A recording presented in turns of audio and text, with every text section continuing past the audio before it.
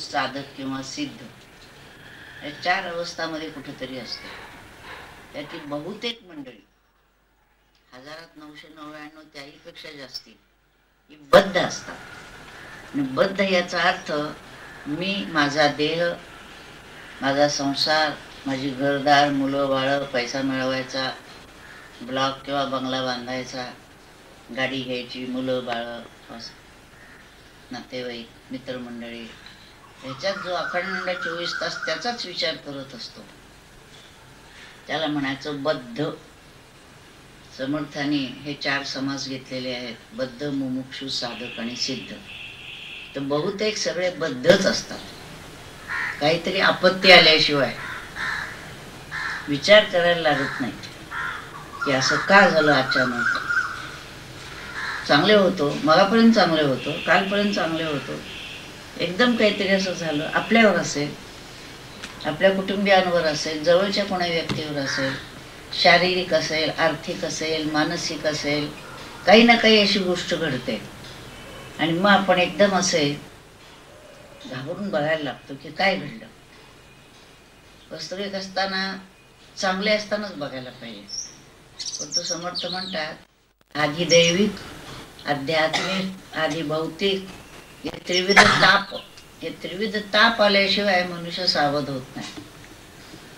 आणि खरा साधक तो की कोणतेही ताप नाही येत, पण तरी देखील त्याच्या लक्षात येतं की जीवन काही शाश्वत नाही. नरजन्म कशासाठी आहे, आपल्याला या नरजन्मात येऊन काय मिळवायचं आहे, की सगळं काही आहे पण जीवनात अपूर्णता वाटते, ती पूर्णता कशाने मिळेल याचा जेव्हा तो विचार करायला लागतो, विशेषतः तरुण वयात, तेव्हा तो खऱ्या अर्थाने परमार्थाचा अधिकारी असतो.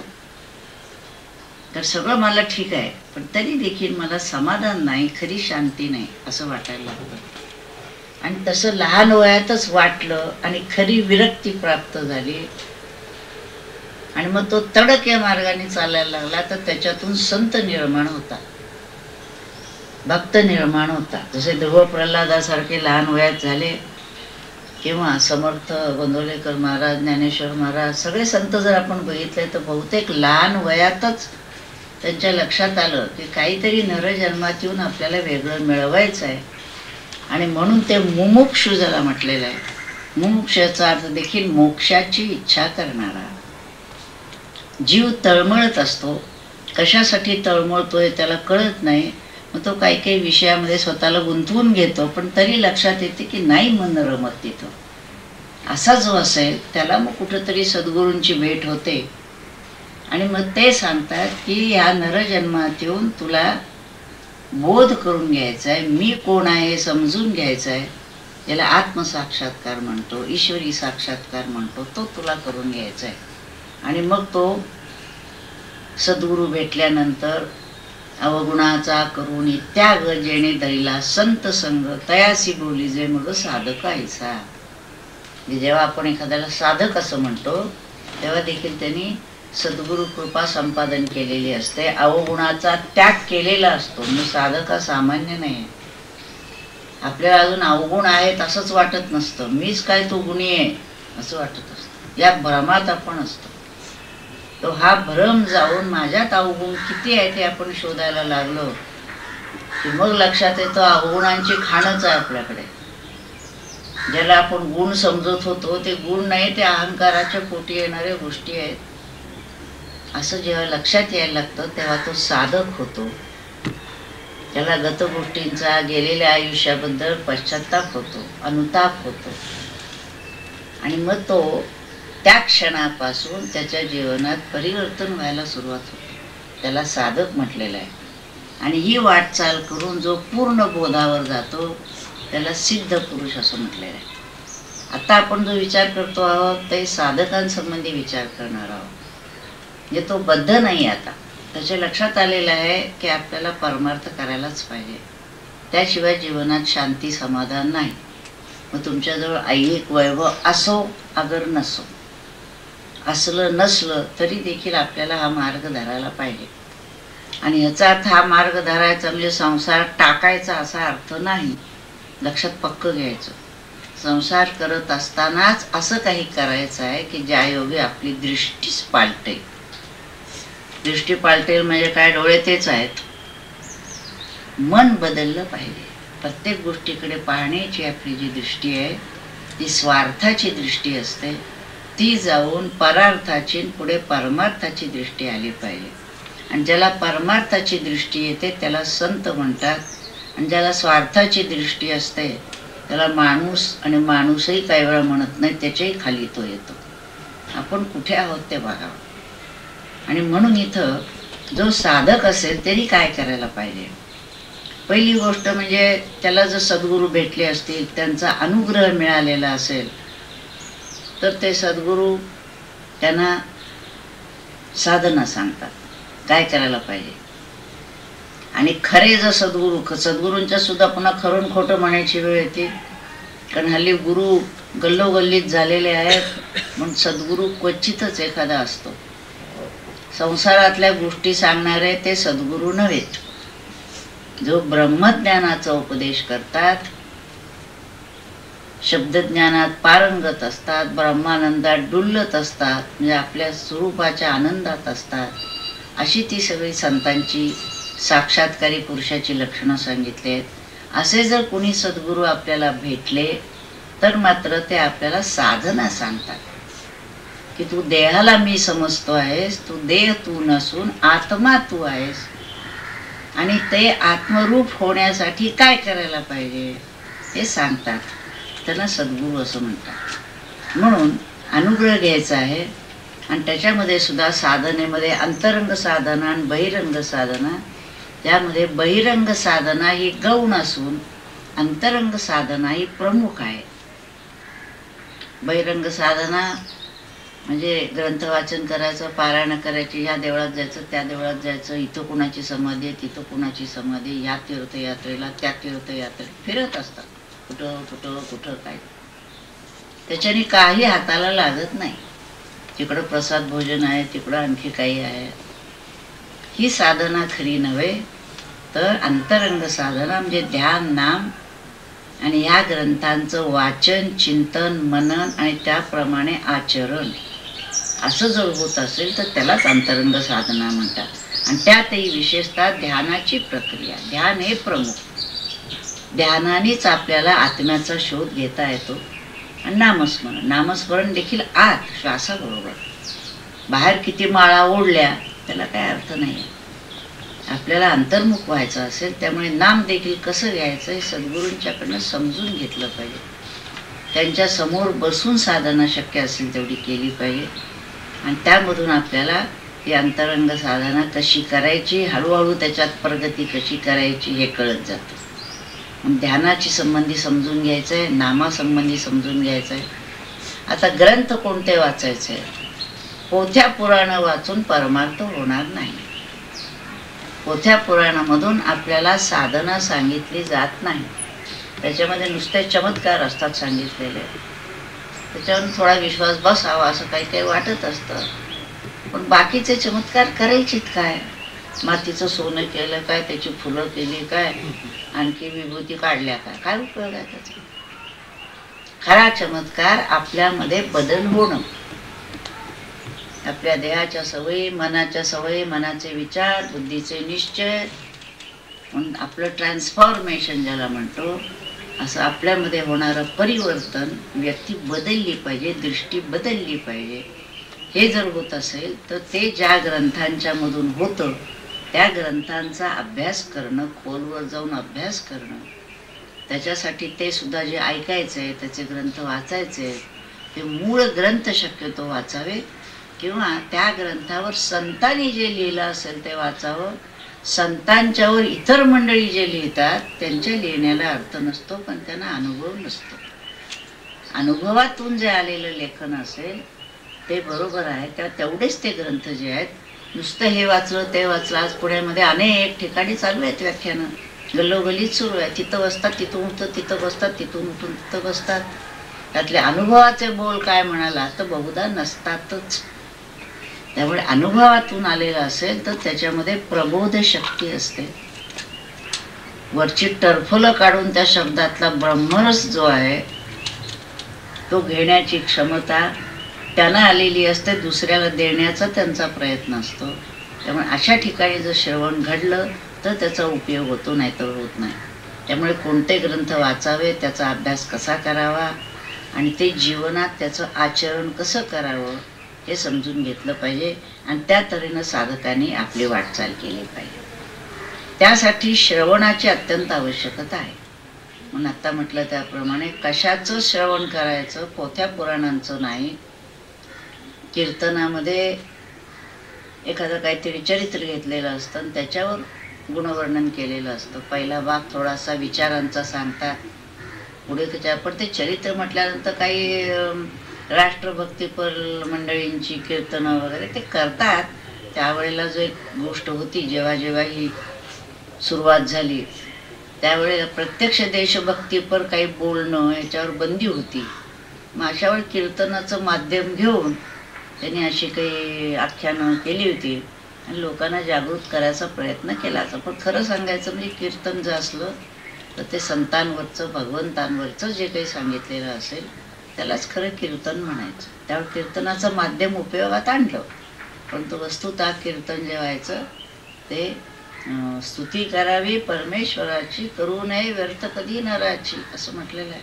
त्याचं कारण मनुष्य सामान्य किती केव्हा घसरेल काही सांगता येत नाही. त्यामुळे जे अवतारी पुरुष होऊन गेले, जे संत होऊन गेले, त्यांचं चरित्र, त्यांनी काय साधना केली, त्यांचा काय बोध होता, हे जे आहे हे आपण समजून घेणं अत्यंत महत्त्वाचं आहे. त्यामुळे श्रवण जर करायचं झालं तर अद्वैत ग्रंथांचं श्रवण करावं. उपनिषद, भगवद्गीता, ज्ञानेश्वरी, दासबोध, मनोबोध, नाथभागवत. नुसतं भागवत हे कृष्णाची लीला सांगितलेली आहे, पण भगवंत म्हणजे भगवान गोपाळकृष्णाचं चरित्र जर समजून घ्यायचं झालं तर त्यांची भगवद्गीता म्हणजे गोपाळकृष्ण. गोपाळकृष्णांची वाङ्मयीन मूर्ती भगवद्गीता, ज्ञानेश्वरांची वाङ्मयीन मूर्ती ज्ञानेश्वरी. त्यांनी भिंत चालवली का रेड्याकडून वेद म्हणवला, एक गौण गोष्टी आहेत. त्याच्यावर फार बोलायचं किंवा सांगायचं नाही. त्या त्यावेळेला जे जे काय आवश्यक वाटलं ते त्यांनी केलं. पण त्यांनी जो उपदेश केला, जी साधना सांगितली की ज्या योगे आपलं अज्ञान दूर होईल आणि आत्मज्ञान जीवाला होईल, असं जे काही सांगितलेलं आहे ते ज्ञानेश्वरीमधलं समजून घेणं हे महत्त्वाचं आहे. त्यामुळे अद्वैत ग्रंथांचं वाचन करावं, त्याचं श्रवण करावं आणि ते देखील अधिकारी व्यक्तीकडून श्रवण करावं. आणि म्हणून अनेक आता सध्या त्याचा एक सुकाळ आलेला आहे अध्यात्माचा. त्यामुळे जिकडं तिकडं प्रवचनं चालू आहे. टी व्हीवर देखील बरेच कार्यक्रम पाहायला मिळतात. पण वाचल्यानंतर किंवा ऐकल्यानंतर जाणकाराला लक्षात येतं की काही व्यक्ती नुसत्याच बोलत असतात आणि काही अनुभवाच्या अंगाने बोलतात. तर अनुभवाच्या अंगाने बोलणारे व्यक्ती फारच क्वचित सापडतात. बहुतेक मंडळी इन्फॉर्मेशन गोळा करतात इकडनं तिकडनं आणि तेवढा अभ्यास करून बोलतात. ऐकणाराही त्याच पातळीचा असतो. त्यामुळे त्याला काहीच माहिती नसतं. त्याला वाटतं बरंच काहीतरी सांगितलेलं आहे, ऐकावं, ऐकू नये असं नाही. थोडीफार माहिती मिळते. त्यामुळे सामान्यतः माहिती मिळायला उपयोग होतो, परंतु साधनेचा बारकावा जो आहे तो जर कळायला हवा असेल तर जी व्यक्ती त्या साधनेने त्या बोधावर गेली त्यांच्याकडून जर कळलं तर आपल्याला जास्त उपयोग होतो. अंतरंग आणि बहिरंग साधना आपल्याला मी सांगितली. अंतरंग साधनेची आपल्याला कास धरायची. आता याचबरोबर साधकांनी साधनेला सुरुवात केली असता काय करावं आणि काय करू नये हे देखील सद्गुरू आपल्याला सांगत असतात. जे करायला सांगितलेलं आहे ते निष्ठेने करायला पाहिजे आणि जे करू नका म्हणून सांगितलेलं आहे ते सोडायला पाहिजे. सामान्यतः असं होतं सद्गुरूंच्या ठिकाणी सुद्धा आपल्या मनाजोगं सांगत असतात तोवर आपण त्यांचं ऐकतो. आणि जरा मना वेगळं काही सांगितलं याचं वाटतं नको, हे सद्गुरू आपल्याला काय नको, ते आपल्याला म्हणतात हे करा हे करू नका. त्यापेक्षा असे काही गुरु बघूया, असे आहेत आपल्याकडे सुद्धा की काही खा, काही प्या, कुठेही जा, कसंही करा, नाम घ्या म्हणजे झालं. बरे पडतात ते आपलं. इथं काही खावं आणि माळा 2-3 ओढल्या की झालं काम. असं नाही चालत. राम नाम घ्यावे, त्याने पथ्य सांभाळावे. संतांची चरित्र वाचली आणि ती जर चांगली व्यक्तीनं लिहिली असली तर लक्षात येईल की संतांनी किती कष्ट घेतले साधना करण्यासाठी. उगीच आपल्या अंतरुणाला लोळत लोळत श्रीखंडपुरी खात खात आपली साधना केली असं शक्य होत नाही. काय खायचं, काय पाहायचं, काय बघायचं नाही, काय ऐकायचं, काय वाचायचं, कुठं मिसळायचं, सगळ्या गोष्टी त्यांनी सांगितलेल्या असतात की हे करायचं नाही. काय होतं, काही वेळा जोरात जर सांगितलं तर म्हणतो जाऊ दे जरा, आपण नको, दुसरीकडे जाऊया, असं होतं. बाबा तसं नाही आहे. म्हणून हळूहळू ज्याची जशी प्रकृती असेल तसं तसं त्याला सांगावं लागतं. आणि म्हणून साधारणतः संत अमुक करा अशी आज्ञा करत नाही, ते सामान्यतः विद्यार्थात सांगतात असं करावं.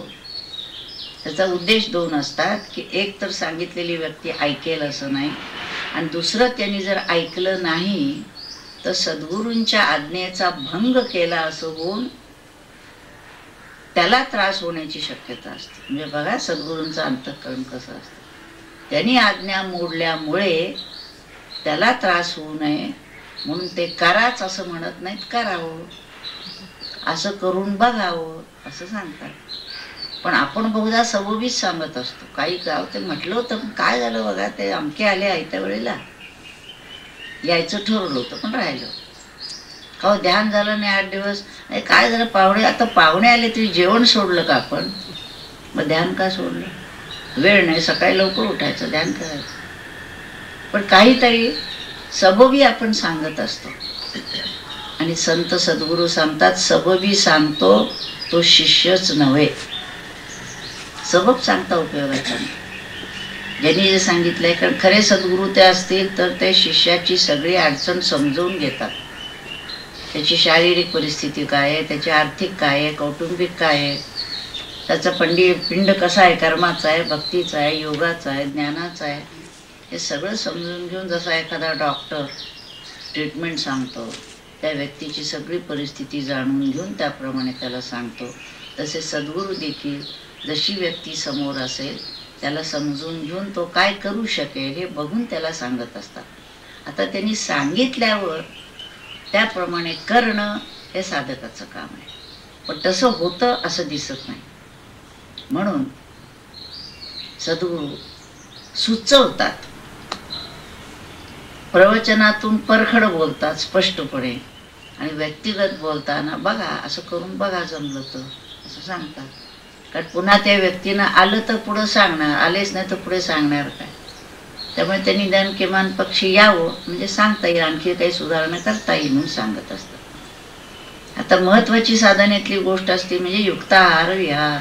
भगवंतांनीच सांगितलं युक्ताहार विहार असं, युक्त चेष्टस्य कर्मसु. आहार विहार योग्य पाहिजे. आहार याचा अर्थ तरी काय? आपण साधारणतः असं समजतो आहार म्हणजे तोंडाने घेतो तो, जे काही खातो पितो तो आहार. पण तसं नाही. तर आहार हा सर्व इंद्रियांचा आहार आहे. कानाने काय ऐकता, डोळ्याने काय पाहता, जिभेने काय खाता, पाय कुठे जातात, हात कशासाठी वापरले जातात, कर्मेंद्रिय, ज्ञानेंद्रिय, मन विशेषतः काय करतं, काय वाचता, त्याचा परिणाम काय होतो. अनेक माध्यमं समोर आहेत, आपण त्याचा काय उपयोग करतो, त्याच्यातलं काय नेमकं बघतो, कशावर चर्चा करतो, कुठल्या मित्रमंडळीत आपण वावरतो, वातावरण कसं असतं, या सगळ्या गोष्टी साधकाने फार सांभाळून करायला पाहिजे. वर चढणं अवघड आहे, खाली घसरायला वेळ लागत नाही. जरा कुठं करायला लागलेला असतो 4-8 दिवस तर कोणतरी भेटतं, काय उभीच करत बसला, चला सिनेमाला जाऊया, चालेल. तर जरा कुठं ध्यानाला बसलं कोणतं, आज छान सिनेमा लागलाय टीव्हीवर, ही तिकडं, की आपण इथं बसल्यासारखं करत असतो पण लक्ष तिथं टीव्हीवर काय कानावर पडलंय तिकडं लक्ष, इकडं नावावरती ते माळ ओढत असतात काहीतरी. असं भगवंताला फसवता येत नाही, तो आतच बसलाय. ईश्वर सर्वभूतानां हृद्देशेर्जुन तिष्ठती. त्यामुळे तुम्ही काय करतात हे तुम्हाला कळलं नाही तरी त्याला कळतं. त्यामुळे खरोखरच तुम्हाला भगवत प्राप्ती अपेक्षित आहे का उगीच तुम्ही आपलं त्याला फसवताय, काहीतरी केल्याचं नाटक करताय, हे बघायला लागतं. आणि बरेच वेळा लक्षात येतं की आपण आपल्यालाच फसवत असतो आणि तिथं तोटा आहे. म्हणून लक्षात ठेवायचं आहे. म्हणून युक्ताहार विहार जो सांगितला तो आहारामध्ये सुद्धा जो आपण घेतो तो नैसर्गिक पाहिजे, शुद्ध पाहिजे, पवित्र पाहिजे आणि नियमित पाहिजे. केव्हाही जेवलं, केव्हाही उठलं, केव्हाही खाल्लं, आपलं मुळी सबंध दिवसाचा कार्यक्रमच आखीव रेखीव पाहिजे. केव्हा तरी उठतायत, केव्हा तरी बसतायत, केव्हा तरी जेवतायत, काहीतरी करतायत, असं उपयोगी नाही. एकदा नियम ठरवा, हे असं करायचं, असं करायचं म्हटलं की त्याप्रमाणे चालू पाहिजे. घड्याळाकडे लक्ष पाहिजे, यावेळेला हे करायचं, यावेळेला ते करायचं. त्याला सबबी सांगत बसू नये, त्याला ठरले की करायचं त्याप्रमाणे. आवड काय, आपण काही वेडवाकडं करत नाही हो. आपण जर योग्य करत असलो तर त्याप्रमाणे करायला काहीच हरकत नाही. त्याच्यासाठी थोडं चातुर्याने आपल्या आजूबाजूच्या मंडळींना देखील अनुकूल करून घ्यावं. काही मंडळी सांगतात, अहो ते यायचं ठरवलं होतं पण आयत्या वेळेला पाहुणे आले. पाहुण्यांना आधीच माहिती पाहिजे की अमुक दिवशी अमुक वाराला आपण नसणार आहोत घरी. एक अर्धा तास आधीच बाहेर पडायचं घरातनं, कुणी येण्याची शक्यता असली तर.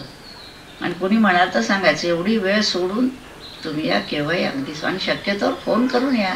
सगळ्यांच्याकडे फोन असतात. त्या फोनचा उपयोग तसा नाही, अचानक जाऊन धडकायचं. आपला वेळ जात नसतो, दुसऱ्याचा वेळ खायचा काम करायचं. चाललोच होतो इकडनं, म्हटलं बघून जाऊया. काय बघायचं त्याच्यात? आपल्याला वेळ घालवता येत नाही, तुम्ही दुसरं काय करा. दुसऱ्याचा वेळ मोलाचा आहे, प्रत्येक मिनिट मोलाचा आहे, प्रत्येक क्षण महत्वाचा आहे. अशा वेळेला साधकाने असा वेळ घालवायला आपल्याजवळ नाही आहे. किती आयुष्य आहे आपल्याला माहीत नाही, किती काळ आपण धड आहोत सांगता येत नाही.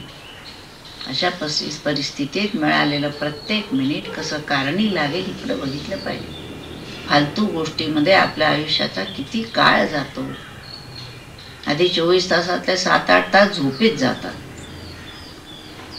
2-3 वेळा जेवणार, खाणार, त्याच्यामध्ये किती वेळ झाला. बाकीच्या आपल्या दैनंदिन गोष्टी करण्यामध्ये किती. नोकरी असेल तर नोकरीसाठी 7-8 तास जातात. गृहिणींचं आपलं काम घरातलं करण्यासाठी ह्याच्यातून जो वेळ मिळेल तो वाचवला पाहिजे आणि साधनेला लावला पाहिजे. आणि जे आपण काम करतो ते काम देखील साधनाच व्हायला पाहिजे. काम एका बाजूला आणि साधना एका बाजूला नाही. प्रत्येक कर्म त्या बोधाने करणं म्हणजे साधन आहे. त्यामुळे प्रत्येक मिनिटाचा हिशोब पाहिजे आपल्याला. काय केलं डायरीमध्ये लिहायचं, यावेळेला हे, यावेळेला हे, यावेळेला तसंच झालं पाहिजे, ठरलेलं असेल त्या. म्हणून ते सगळा आहार विहार आपण योग्य पाहिजे. विहारामध्ये आणखी एक गोष्ट येते म्हणजे व्यायाम. नियमित व्यायाम होतो का, आपणच विचार करावा. बहुधा नाही म्हणून सांगितलं जातं. का होत नाही? काही नाही, आळस.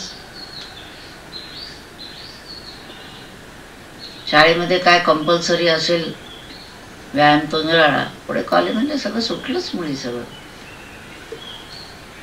गृहिणी असतात त्या म्हणतात, नोकरीच्या बागेने म्हणतात की अहो इतकं बसून बसून कंटाळा येतो, आता व्यायाम कसं.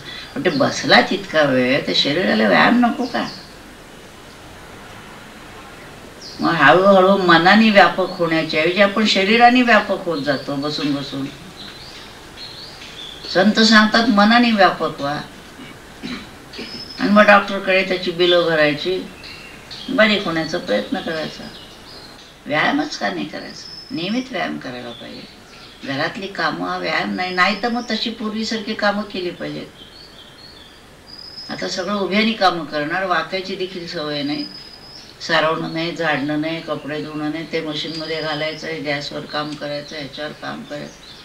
शरीराला हालचाल नाही.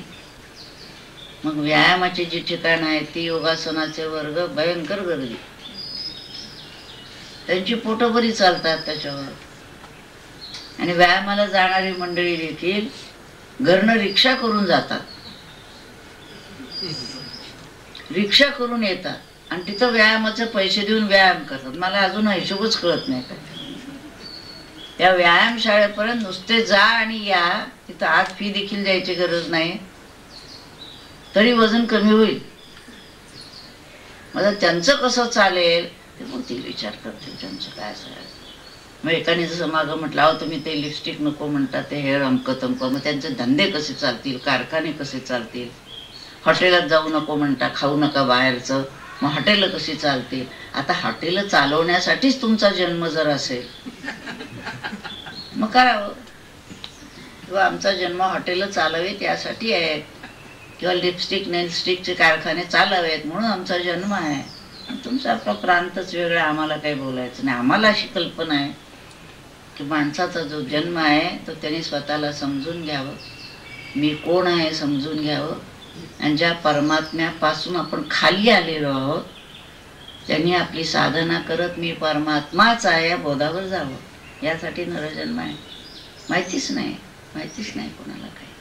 त्यामुळे हे जे आहे उपयोगी नाही. आणि व्यायामामध्ये देखील 2 प्रकार आहेत. एकाने बलसंवर्धन होतं आणि एकाने चपलता येते. दोन्ही गोष्टी आवश्यक आहेत. ताकदही पाहिजे आणि त्याबरोबर चापल्यही पाहिजे. त्यामुळे दोन्ही प्रकारचे व्यायाम वेगळे करावे. घरी सुद्धा सगळी कामं जितकी शक्य असेल, पैसे असले तरी आपली कामं आपण करावीत. त्याचं कारण आणखीन एक सांगते. हे सगळं आपण साधकांसाठी सांगतोय, लक्षात ठेवा. बाकीच्यांनी केलं तर आनंद आहे, पण नाहीतर नियमांच आपल्याला साधक म्हणून जर वागायचं असेल तर हे करायलाच पाहिजे. जमलं तर करू, जमलं तर नाही. नुसतं ध्यानाला बसलं म्हणजे झालं ना, होणार नाही.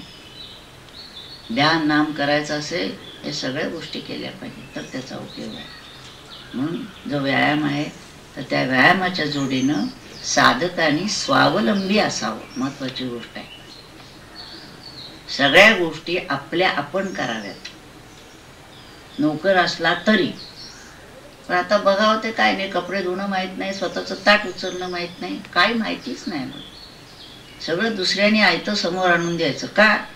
त्यांच्याकडे पैसे आहेत, नोकर ठेवता येतात म्हणून. पण जर आपण सारखी दुसऱ्याची सेवा घेत राहिलो, आपण सेवा करणार कधी? आणि दास्य भक्ती शिवाय आत्मनिवेदन भक्ती नाही. सेवा केल्याशिवाय आपण त्या बोधावर पोचूच शकत नाही. संतांची चरित्र पाहिली तर पहा तुम्ही, किती कष्ट त्यांनी घेतले. रमण महर्षी आपण बघितलं असेल तर आश्रमामध्ये भाजी चिरण्यापासून जमीन सारवण्यापासून कामं करत होते. स्वरूपानंद त्या आंब्याच्या पेटावर नावं घालणं, मुलांना शिकवण्या करणं, सगळं त्यांची प्रकृती अशक्त असून देखील सगळं ते स्वतः करत होते. माधवनाथांचं दुकान होतं तर दुकान झाडाला आम्हाला वाटायचं असं का मनुष्य का ठेवत नाही. मग नंतर लक्षात आलं की मनुष्य ठेवणं त्यांना शक्य नव्हतं असं नाही, पण दुकान जे आहे त्याचा मालक मी नसून परमेश्वर मालक आहे आणि मी त्याचा सेवक आहे. मग सगळं ते जाळण्या पुसण्यापासून सगळं ते स्वतः करत असत आजारी पडेपर्यंत. आपल्याला जर साधक व्हायचं असेल तर साधकाच्या पक्षी स्वावलंबन पाहिजे. सगळ्या गोष्टी स्वतःला करता आल्या पाहिजे, सेवा करता आल्या पाहिजे, सेवा भावाने सगळ्या करता आल्या पाहिजे. घरातली सगळी मंडळींच्यावर नुसती हुकूमत गाजवायची नसून त्यांची देखील सेवा करायची आहे असा प्रत्येकाने भाव ठेवला पाहिजे. एका घरामध्ये जर का 2-4 मंडळी साधक असती तर प्रत्येकाने अशी दृष्टी ठेवली पाहिजे की मी दुसऱ्याची सेवा कशी करेल, कारण तो भगवत रूप आहे, मी त्याची सेवा बोलायला पाहिजे असं नाही, तोंडाने भाव तो ठेवला पाहिजे. आता एखादं काम पडलं असलं बघत असतात, उचलेल कोणतरी नाही, तू उचल. उलट असं झालं पाहिजे, प्रत्येकाने एकमेकाला म्हटलं पाहिजे मनातून की मी आपली सेवा काय करू. ते बाहेर नुसतं ते टीव्हीवर आणि सिनेमात ठीक आहे, ते हिंदीत नजर मी तुमच्यासाठी काय करू शकतो, what can I do for you, हे नुसतंच बोलणं असतं वरवरचं. ते दुकानातलं गिराईक यायचं असलं म्हणजे ते दुकानदार अगदी असं येतात, ते पैशासाठी येतात, ते काही सेवा करण्यासाठी येत नाही तुमची.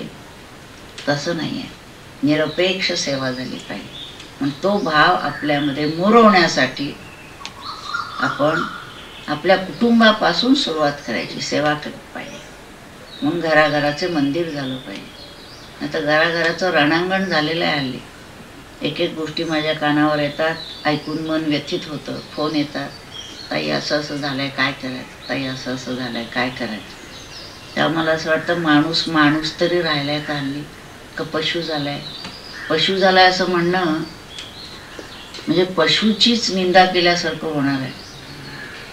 आणि पशु म्हणायला मला पशु म्हटलं तर चालेल पण माणूस म्हणू नका, मी तितका वाईट नाही आहे असं म्हणायची वेळ येणार.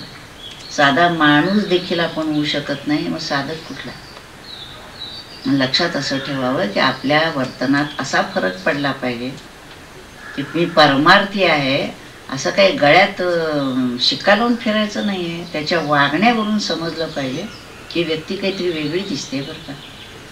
नम्रता आहे, प्रेम आहे, जे काही कर्म करतोय त्या कर्मामध्ये आस्था आहे, सेवाभाव आहे. साधी गोष्ट असली तरी आपण कशी करतो.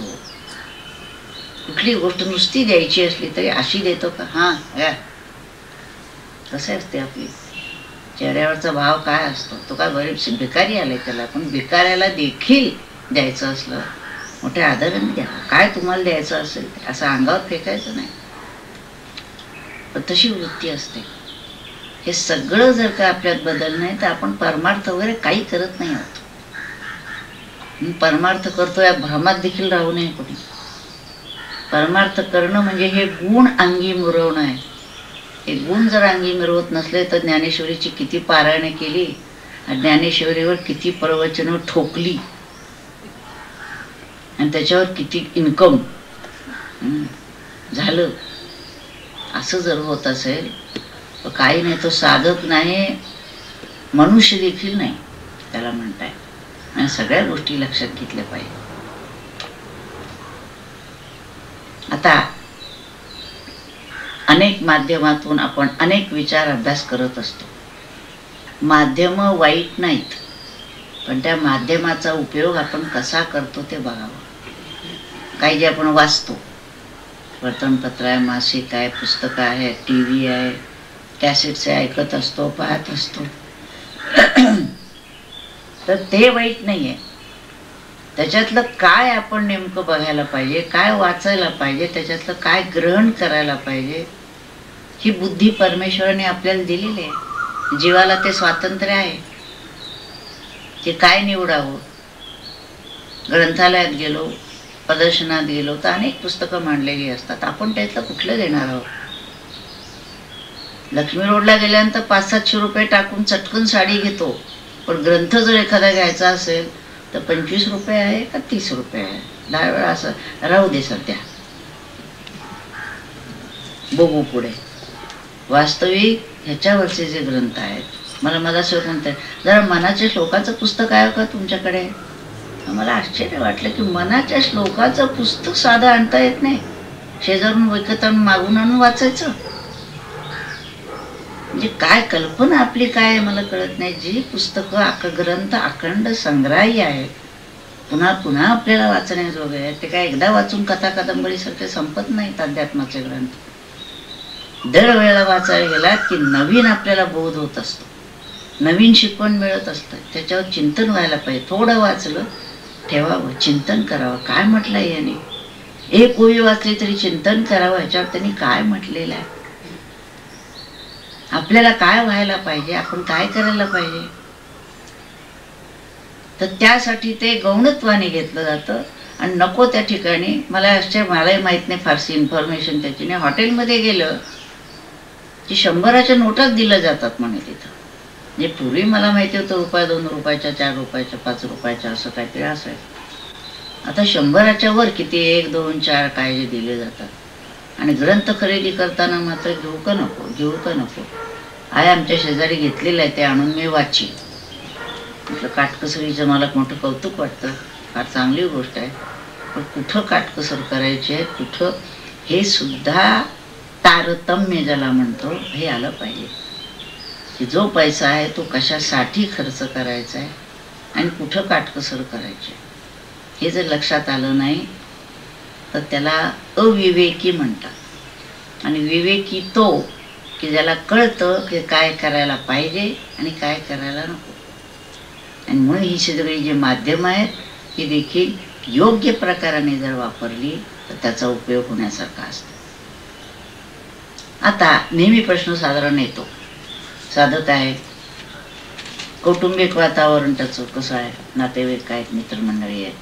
अशा वेळेला देखील आम्ही सांगतो की शक्य असेल तर पती पत्नी असतील, दोघांनी मिळून अनुग्रह घ्यावा. जे दोघांची वाटचाल एका दिशेनं होते. नाही तर एकच करतोय साधना आणि दुसरा करत नसेल तर एका त्या दिशेनं ओढला जातो आणि दुसरा तिथंच राहतो. आणि मग घरामध्ये बसले का आता ध्यानाला, चला जरा म्हटलं सिनेमाला जाऊया किंवा हे बघायचं, काय करायचं ध्यान करून, उगीच वेळ फुकट घालवायचा. त्यांचा ध्यानाचा वेळ फुकट जातो आणि यांचा टीव्ही पुढे बसलेला वेळ कारणी लागतो. मला कळत नाही अजून काय आहे ते. ध्यानामधून काय आनंद मिळतो, मन कसं शुद्ध होतं, मनातले विकार कसे नष्ट होतात, हळूहळू आनंद कसा प्राप्त होतो, केल्याशिवाय कसं कळणार. योग्य तऱ्हेने नामस्मरण केलं असता मनाला किती आनंद होतो, हे केल्याशिवाय कसं कळणार. कौटुंबिक वातावरण सुद्धा सुधारणं, बदलणं हे देखील साधकाचं काम आहे.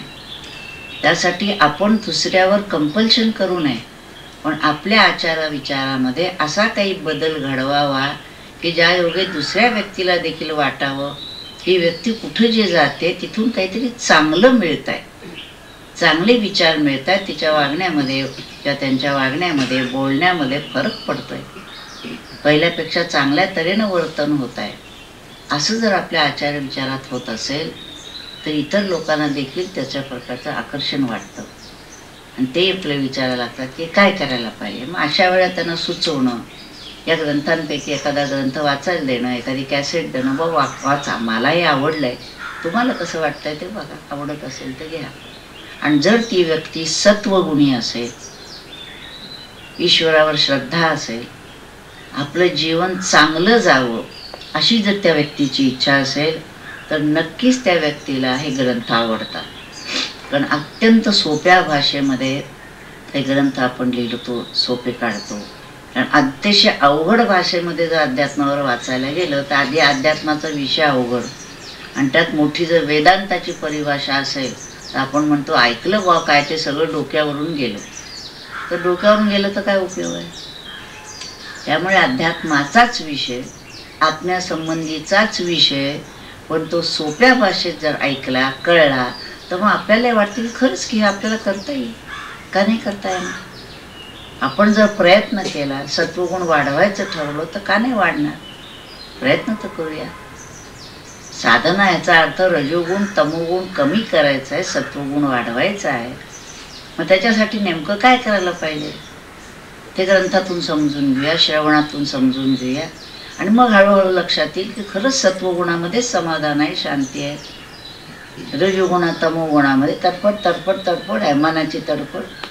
आपण तडफडतो, दुसऱ्याला तडफडायला लावतो.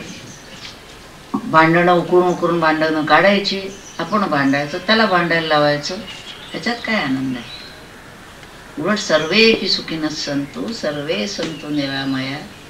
अगदी आपला शत्रू जरी म्हणत असला तरी तो देखील शांत, त्याला समाधान असावं. परमेश्वरावर जर प्रार्थना करावी की त्यालाही सुख असावं, मलाही सुखाने राहावं, आणि दुसऱ्याच्या सुखामध्ये आपल्याला सुख मानावं. दुसऱ्याच्या दुःखात आपण वाटेकरी होता येत आहे का बघावं, त्यांनी आनंदात राहावं, आपणही आनंदात असो. घरात सगळ्यांनी शांतीनं राहावं, प्रेमाने राहावं, आनंदाने राहावं असं आपल्याला वाटतं का नाही. मग ते वाटत असेल तर त्याचा प्रारंभ आपल्यापासून आपण सुरुवात केली पाहिजे. पण परमार्थाची जी सगळी शिकवण आहे ही आपल्याला बदलण्यापासून सुरुवात करायची. तर त्याच्यात हे कसं कसं करता येईल ते थोडी कल्पना आज दिली. अजून बरेचसे आहेत विचार, आपण पुन्हा पुढच्या वेळेला घेऊ. हरि ओम तत्सत. नमितो योगी थोर विरागी तत्वज्ञानी संत, तो सत्कविवर परात परगुरु ज्ञानदेव भगवंत. ओम ओम ईशावास्यमिदं सर्वं यत्किंच जगत्यां जगत् तेन त्यक्तेन भुञ्जीता मा गृधकस्य स्विद्यम्. ओम शांती शांती शांती. सर्वांनी 5 मिनिटं शांत डोळे मिटून